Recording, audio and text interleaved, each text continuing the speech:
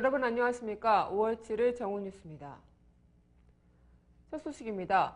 세월호 침몰사고 발생 초기부터 무능력한 모습을 보였던 해경이 결국 비극을 불렀다는 비판이 나오고 있습니다. 세월호 침몰사고 21일째인 어제 세월호 실종자 수색 작업에 투입된 민간 잠수사 이광욱 씨가 잠수 중 숨지는 사고가 발생한 것인데요.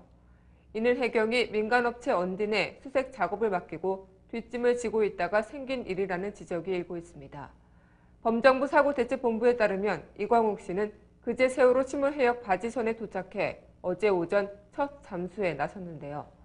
첫 입수를 한 이 씨가 통신에 응답이었고 호흡 소리가 정상적이지 않아 대기 중이던 잠수사 2명이 긴급 투입 구조에 나섰지만 결국 사망한 것입니다.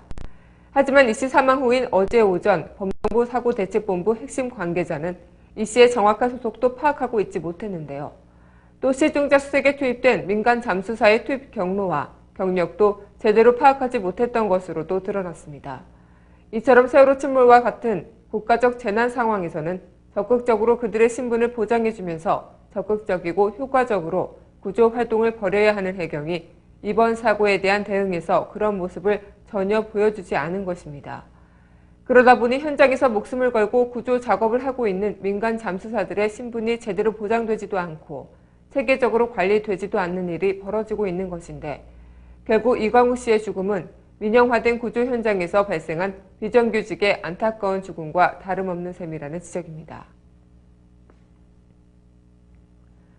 다음 소식입니다. 박근혜 대통령이 어제 세월호 참사에 대해 두 번째 사과를 했습니다.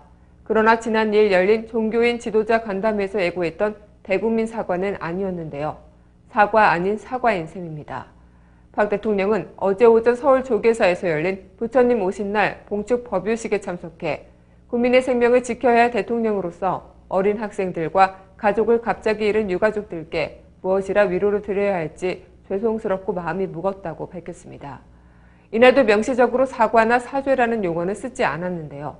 이어 박 대통령은 이번 희생이 헛되지 않게 국민의 안전과 생명을 지킬 수 있도록 모든 국가 정책과 시스템을 근본적으로 바꿀 것이라고 덧붙였습니다. 또 박 대통령은 다시는 이런 비극적인 일이 일어나지 않도록 안전한 나라를 만드는 데 총력을 다하겠다고 말했습니다. 아울러 우리 사회 곳곳에 깊이 뿌리 박혀 있는 부조리와 적폐를 바로잡고 올바른 정의를 세워나갈 수 있도록 국민 여러분께서 힘을 모아주시기 바란다며 당부했습니다. 이처럼 세월호 참사에 따른 사과 내용을 봉축 메시지 중 일부로 넣은 셈인데요. 다시 말해 사고 발생 14일 만에 국무회의 석상에서 참모들을 앞두고 했던 간접 사과와 별반 차이는 없는 것입니다. 결국 박 대통령의 사과에 대한 진정성 논란이 다시 부각될 수밖에 없게 됐습니다. 단신입니다. 세월호가 침몰한 지 어느덧 3주가 넘어 22일째입니다. 오늘 아침 추가 희생자 1명이 발견되면서 오전 10시 기준 사망자는 269명, 실종자는 33명입니다. 오늘부터 10일까지 나흘 동안 물살의 흐름이 약해지는 소식입니다. 앞으로 정조 시간은 오후 2시 57분, 6시 54분 두 차례입니다. 구조팀은 오늘부터 소조기가 시작되는 만큼 아직 바닷속에 있는 실종자 30여 명을 찾는 데 주력할 방침입니다. 정부는 오늘 오전 정홍원 국무총리 주재로 세종 청사에서 국무회의를 열고 해양사고 예방을 위해 해사안전감독관을 도입하는 내용의 해사안전법 일부 개정 공포안을 의결합니다.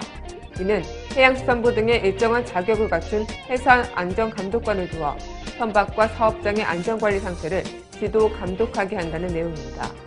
공포안에는 이와 함께 안전진단 대상 사업의 범위와 사업자의 안전진단서 제출 시기를 대통령령으로 규정, 해상교통에 대한 안전진단 절차의 투명성을 높이는 내용도 포함했습니다. 새정치민주연합은 어제 세월호 참사의 진상규명 등을 위한 특검의 필요성을 공개적으로 제기하고 나섰습니다. 세월호 희생자들의 유가족들이 특검을 요구하고 나서는 등 거세지는 국민 여론과 발을 맞추겠다는 것입니다.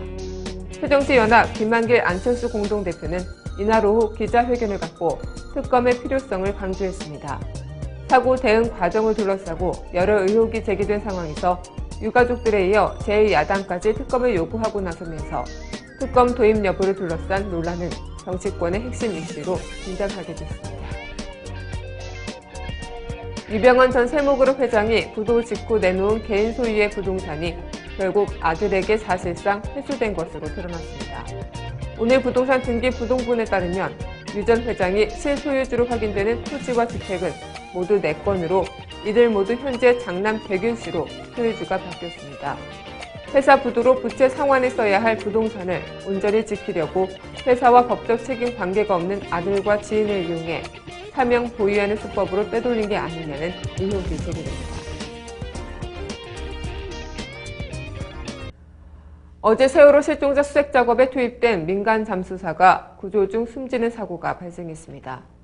이에 언딘과 해경의 책임 소재에 대한 공방도 이어지고 있는데요. 심지어 평소 지병까지 조사해서 개인의 책임으로 몰아가는 분위기입니다. 사람의 목숨보다 목숨값을 먼저 고민하고 사람의 목숨보다 책임지지 않을 걸 먼저 고민하고 있는 해경의 모습에 국민은 더 이상 이 나라에 희망을 가지지 못합니다. 세월호 침몰 사고로 인해 이미 많은 국민의 가슴에 멍이 들었습니다. 더 이상의 희생자는 없어야겠습니다. 고인의 명복을 빕니다. 오늘 뉴스를 마치겠습니다. 고맙습니다.